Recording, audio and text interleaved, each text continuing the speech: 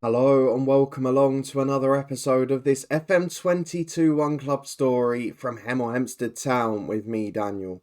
We're up to part 40 of the Tudor Times today, and we've got a little bit of a crisis. We've got a few injuries and suspensions, we've got a few players out, and we're yet to add in a January transfer window. And as well as letting some fringe players out of the squad, we've now got two of the toughest games. We face Tranmere at home, a side who are not just top of the league, but who are running away with the League 2 title. And then Wycombe, who are directly above us, but thankfully in what seems to be a mid-table battle now. I do want to haste some caution on that though, because we're only 9 points clear of the relegation zone, and we were way further clear than that last year, and we all know how that ended up. So we're not going to get too excited just yet, but we've managed to pick up a little bit of form. Now, we've not won many games, but I've had to do the dirty. I've gone a bit more defensive, I've gone a little bit more aggressive, trying to win challenges, risking bookings, and just trying to keep clean sheets. And so far, it seems to have worked. So if you're looking forward to seeing what changes we've made, how we're getting on, and what we'll do in these two games today, please do put a thumbs up on the video. Subscribe down below for daily FM22 content from two long-term stories. If you didn't see yesterday's head coach, then where on earth were you? It was a cracker. If you haven't seen it yet, it's in the eye above, but it is certainly one in the not to miss category. You can also find links up there to the Cricket 22 playlist, which will continue over the festive period, as well as the Twitch channel for live streams. You can find the schedule for that on all of my socials and over on the community page, and a football podcast for our festive ramble, as well as championship predictions, presuming the games go ahead. But let's have a look at what's been going on at Hemel Hempstead Town. And we're going to start with transfer news, because yes, we've got a few players on trial like normal. Yes, we've been able to get a few fringe players out of the club, but no fireworks just yet. However, as the title would suggest, we have had a very big upgrade, because we've managed to do some stuff off the pitch, which I think will be more beneficial than what we've done on it. So in terms of signings, no one came in since Will Nightingale, who I think was here in the last episode or was coming on trial. Let me look at the dates. No, hadn't joined yet. So Will Nightingale came in. He's a centre-half, but I signed him sort of to be a central defender and a holding midfielder as the backup, because he's taller, he's got very good mental stats, he's a good personality, and he's someone who in the dressing room could be influential. So he'll play a fair few games, and hopefully he'll be a positive influence behind the scenes. In terms of outs, 3 players gone, all on loan. Michael Fernandez to Dulwich Hamlet. He wanted to go, and it made sense in the end. So he's gone to them in the National League, and that sort of shows the standard of these players. Fernandez, National League. Matthew Carson to Dulwich Hamlet, National League again. And then Mauro Bandera to Gateshead, who are National League North, I think, yeah. So these players are not Football League players, and it shows how well we're doing to compete. On the flip side of that, we've put most of our attention this winter into staffing, because one of the biggest gaps we had in the squad was that there were a couple of part-time staff we still haven't been able to replace, and there still is one at the moment. But we really needed to upgrade the quality. It was non-league, and we need to be a Football League club. So that was our next natural step.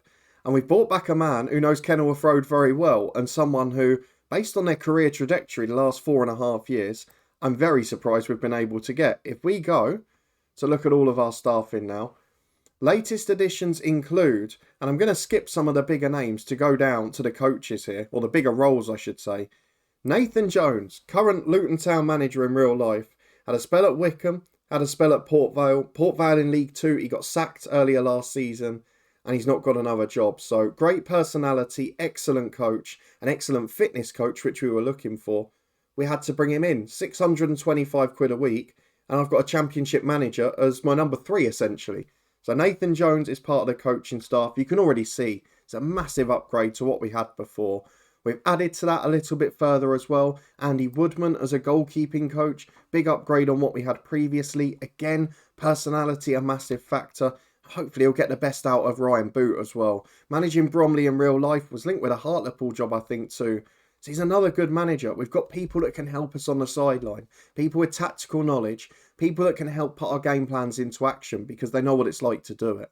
I also, I'm afraid, had to change my lieutenant, my right-hand man, because Matty Spring was not fit for purpose in League 2. As much as he's a former Luton player and I'm a big fan of him, we had to get in a former Premier League fullback in Jamie Clapham. Now, he has been manager at Telford and Loughborough University in recent years, youth coach at Wolves, assistant manager at Leeds and Barnsley. But look at the stats again.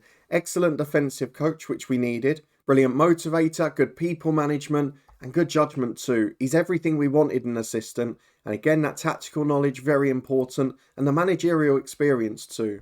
We also brought in a new director of football. A little bit of an unknown because it's not someone that we rely on in this save. But someone, again, with a better personality and a better negotiator if we do need things done. So good judgment. Solid director of football, Marcus Morris. He joins the club too. The next one, if we go down nearer the bottom, is a very important one. And it's the final one at the moment. Nicky Law. Now, you might remember him if you're an Alfreton fan, maybe even some of the EFL clubs in the early 2000s. Been a scout at Burnley for 6 years. And I mean, look at him. He's very good. He wanted to be a loan manager, but we're not big enough for that. And we couldn't turn down that ability. So I know it probably won't have an effect yet because these guys only came in around the end of December. But in the summer, I think this could lead to big upgrades because we've got a good director of football, an excellent chief scout, and the other scouts that were here weren't too bad. Richard Wilkins being one, and Fenton, who we're looking to replace at the minute, looks likely to be on his way out. But only one coach left on a month-to-month deal, who we're trying to replace at current, and the same for the scouting team too. So a much more full-time look, and a much more high-quality look. I think that, while being a bit of an understated and quiet and probably less exciting thing, is one of the biggest things at a window. However, I've left the best till last because I've called on a name who was at Luton in the late 2000s and I've discovered a wonderful circle. In real life, the Luton head of youth development in the mid-2000s, when we were in the Championship last time and as we went down the leagues, is currently the man at Bodo Glimt in real life, who's bringing through all these brilliant youngsters in Norway, who were beating Roma in the Europa Conference League, etc. Greg Broughton joins us. Look at his stats. Head of Youth Development, stunning. 15 for working with youngsters, 16 for judging ability, potential, tactical knowledge, judging staff even. He's another determined character in the dressing room. Has been at Norwich since he was at Luton, has gone to Bodo Glimt too, and now he's here at Hemel Hempstead Town. I'm so excited about that. And I know this year our youth intake's poor, but if we can get a couple of little upgrades for the future, that man might produce the goods for us. I'm looking forward to seeing if he does. So let me know what you think of those, because I think arguably that's more important than anything we've done on the pitch. And I would say it might be a contributing factor for our recent form, because I have changed things tactically and gone a little more defensive, tried to win the ball back a bit harder. And you can see from the scorelines what it's done. Of course, the first two of them were in the last episode, Solihull and MK Dons. But apart from the Gillingham game, which was a crazy one on Boxing Day, both sides resting a lot of players, look at the results in the league. All 0-0, 1-0 either way, or 1-1. We are becoming a boring team to watch, but it's effective this year. It's got us out of relegation trouble. 5 draws out of 8 games, 2 wins and only 1 defeat. If we get great players in next year, we can gradually reintroduce the goods. But for now, it's about surviving. Particularly given some player news I'll talk about in a minute. So you were with me for those 2 games there. Let's move on to Oldham away. Bottom of the league. They got an equaliser with 20 to go and we managed to cling on. Lewis Brunt scored ours as we had to rest a fair few. This was the problem playing every 3 days, but we kept the distance and thankfully we were able to get the point. We then got a crucial first away win of the season at Colchester. Fedor Ross Lang scored the goal. He then got injured as well. Ryan Boot, I have to say, was fantastic. The fullbacks played more defensively and were solid late on. And Scott Egan was an aerial menace. So, brilliant performance there. A 1-0 defeat against Salford. It is what it is. We were defensive. We didn't really play well. I mean, you can see from the average ratings. It was backs against the wall. There wasn't much creativity. Against Gillingham on Boxing Day, though, I don't know what happened. McDonough put us 1-0 up. We were pegged back. Then Javan Malcolm scored 2. Brandon Brian Moore scored 1. We got to 4-1 up. It was just one of those few games we were actually ruthless with our chances. Then Gillingham came flying back, didn't take any. Brian Moore was excellent. Grewel Pollard at left back was a revelation, taking all the set pieces. And Ryan Boot between the sticks found a bit of form. We might owe that to a change of duty, which we'll talk about in a sec. But we win 4-2. There was one late consolation, but I'm very happy with that result. We backed it up with back-to-back 0-0 draws against Sutton with a very reserved side. You can see the likes of Jake Caprice started that game. Brooks, Adende and Carson, who's now left the club, were on the bench. And Nightingale made one of his first appearances too. At home to Port Vale, it was a 0-0 draw. A much better performance defensively, but didn't offer a huge amount going forward. Against Forest Green in the EFL Trophy, We rested everyone. It was surprise of the day. Victor Sedende, I don't know what it is in this competition. He scored 2 hat-tricks in a row now. So if he can do the same in the quarter-final as well against Wigan, we'll be very happy. But a slightly different level of opposition for that one. Although Forest Green are League 1 too, it was Victor Sedende who's the hero. 2 late goals when they were chasing it. And David Gregory had a good game too.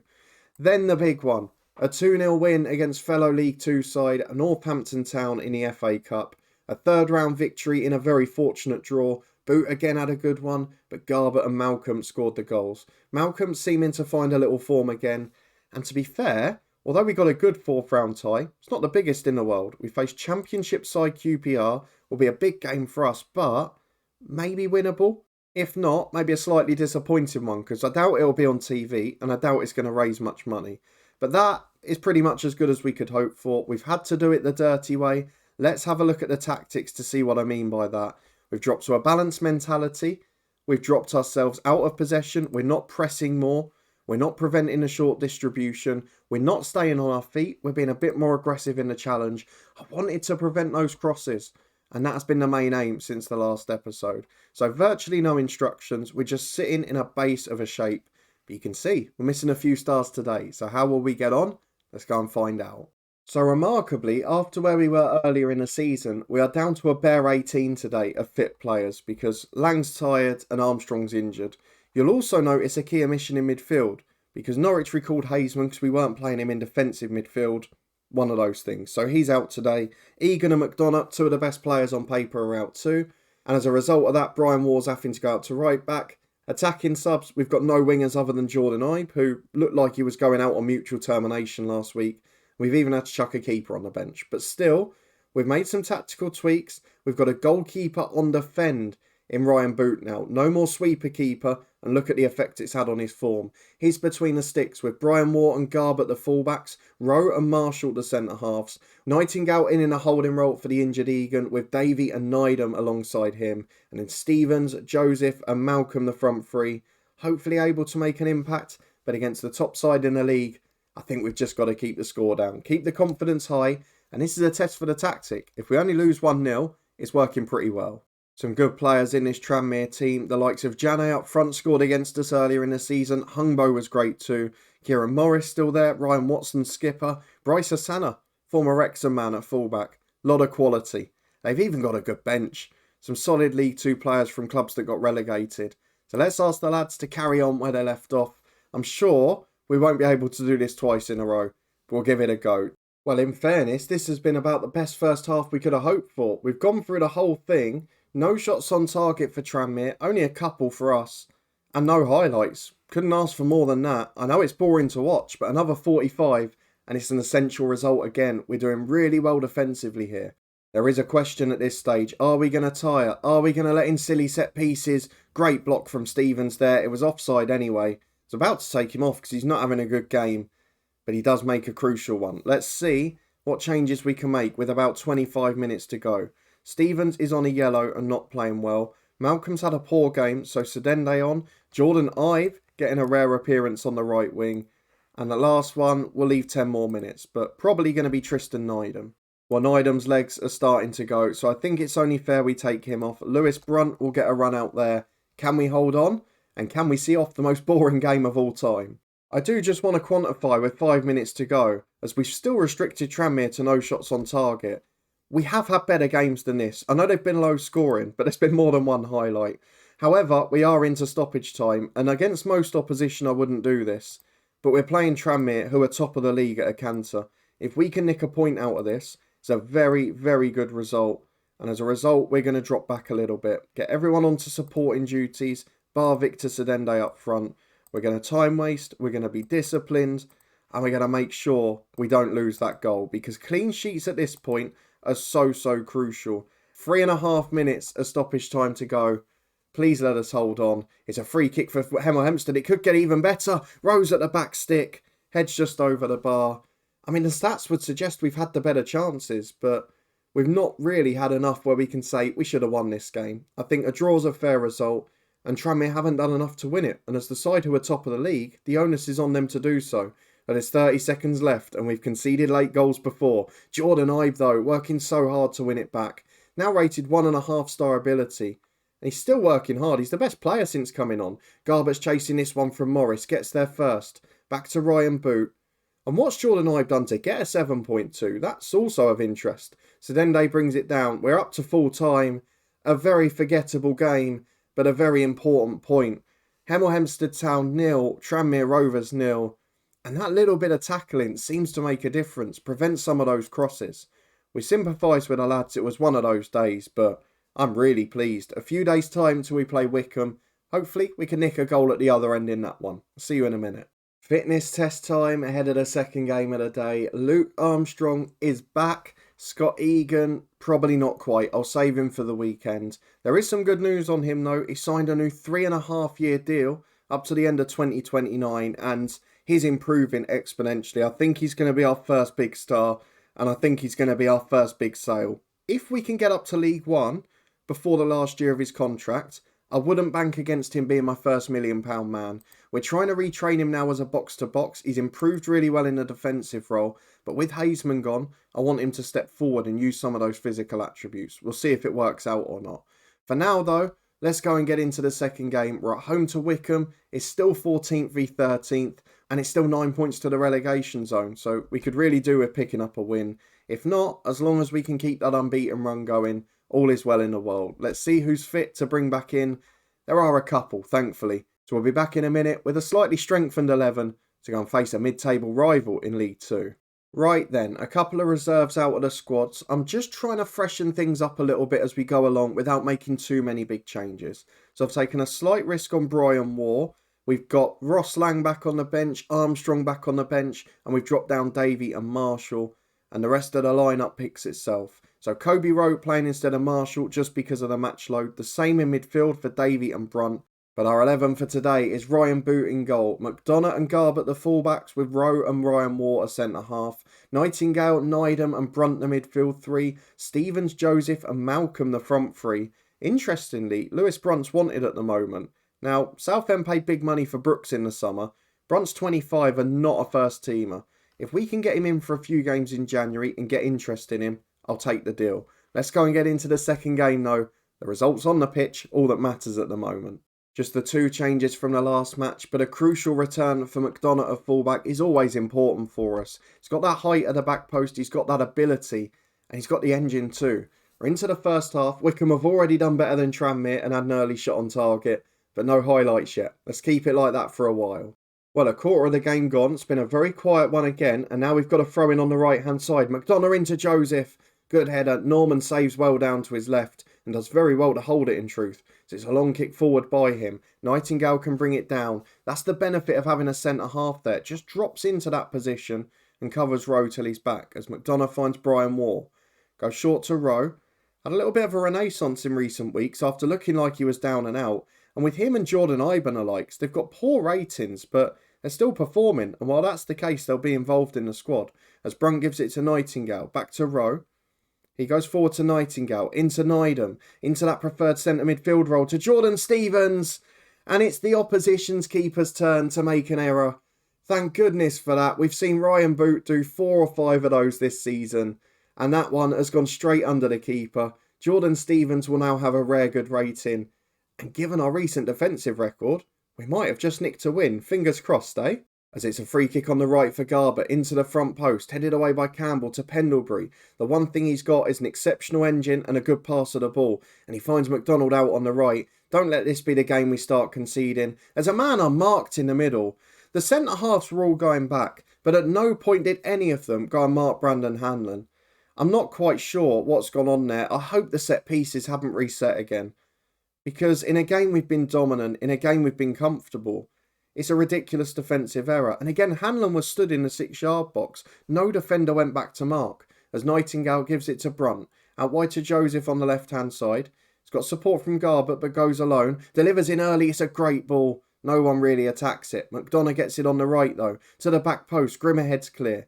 As far as Lewis Brunt. He turns left to Garbutt. We know he's got a cross on him. Releases Joseph instead. 3 in the middle. One of them's Malcolm. Turns back. Back to Joseph. Into Stevens. Blocked. Off the line. And Javan Malcolm heads it in. The rebound is into the empty net. Officially, Jordan Stevens gets the assist as well. and we're back in the lead. Is this going to be that Gillingham one? Just the crazy game in the middle? I don't care if we come out on top. 2-1 Hemel at half time. Let's go and get into the second half. We'll tell the lads we're happy. We just want more of the same and slightly better defending.